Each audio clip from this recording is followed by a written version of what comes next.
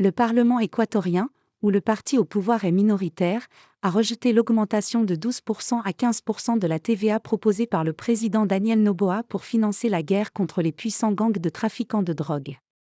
Avec 83 voix contre, sur 137 députés, l'Assemblée nationale s'est opposée mardi soir en deuxième lecture à cette mesure visant à augmenter cet impôt sur la consommation à 15% jusqu'en 2026, puis à le ramener à 13%.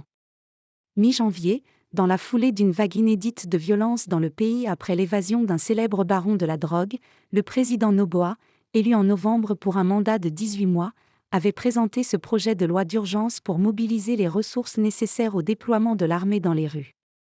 Selon le ministère de l'Économie, l'augmentation à 15% de la taxe sur la valeur ajoutée, TVA, devait générer quelque 1,3 milliard de dollars par an de recettes supplémentaires pour financer ce conflit armé interne.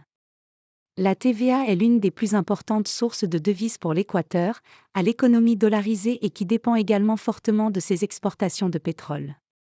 Après le vote des parlementaires, le président Noboa a opposé son veto à la décision législative et a présenté un nouveau document dans lequel il fixe la TVA à 13% et prévient qu'il en peut modifier le taux.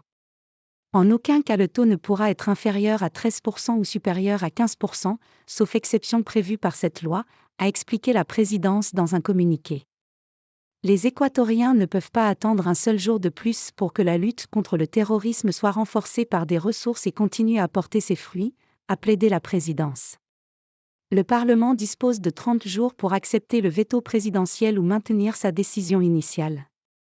La puissante organisation indigène équatorienne, CONAIE, qui a participé au soulèvement ayant renversé 3 présidents entre 1997 et 2005, a rejeté la hausse de la TVA.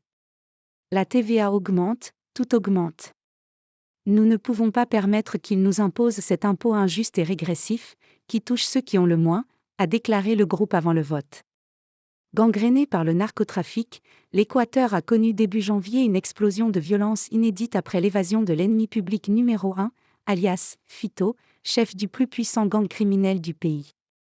Le jeune président Noboa a depuis décrété l'état d'urgence et déclaré la guerre à une vingtaine de gangs liés au cartel mexicain et à la mafia albanaise, désormais considérés comme terroristes et belligérants d'un conflit armé.